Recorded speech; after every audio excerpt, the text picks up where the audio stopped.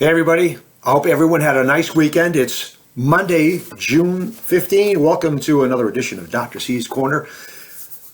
Short video, but some very important things I think you'd like to hear. One of the things that caught my eye was an article I read recently about the founder of Hershey's chocolate, right? And I'm a huge fan of chocolate anyway. Not to digress, but this is something he said, and I hope this rings true for all of you as well. And it's about persistence, right? And this really struck home.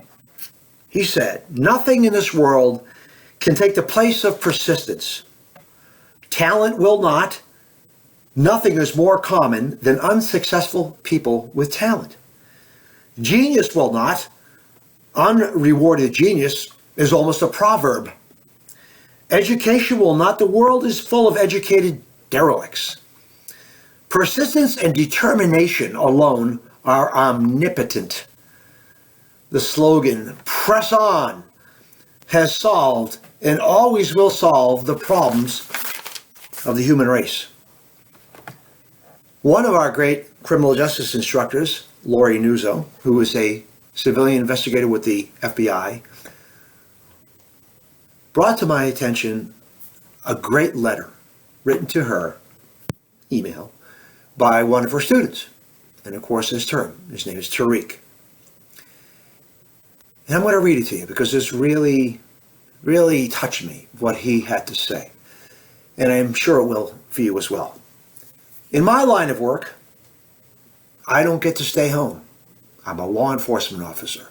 So not only is my profession at the center of these demonstrations and under a microscope, it is also responsible for keeping peaceful demonstrators safe from the not so peaceful ones or the rioters.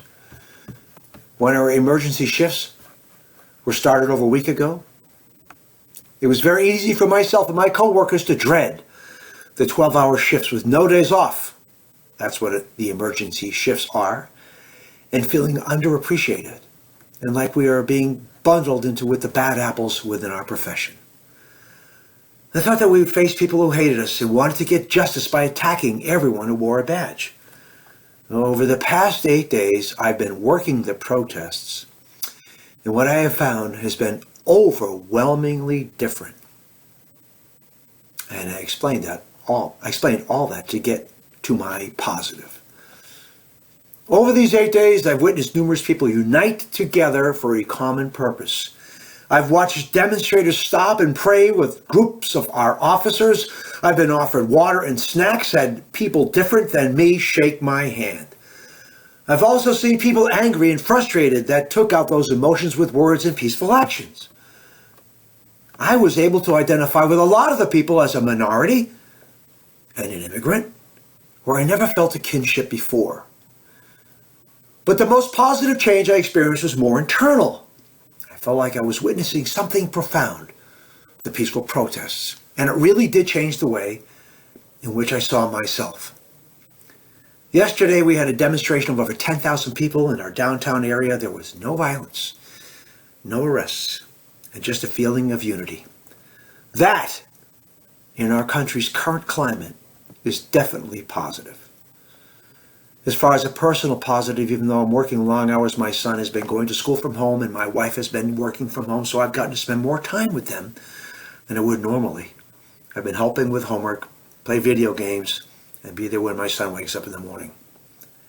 I hope everyone is staying safe and healthy. Thank you for listening. Never give up. There is not a problem that I've ever seen in my lifetime that we, all of us, cannot overcome. Never seen one. Have a great week.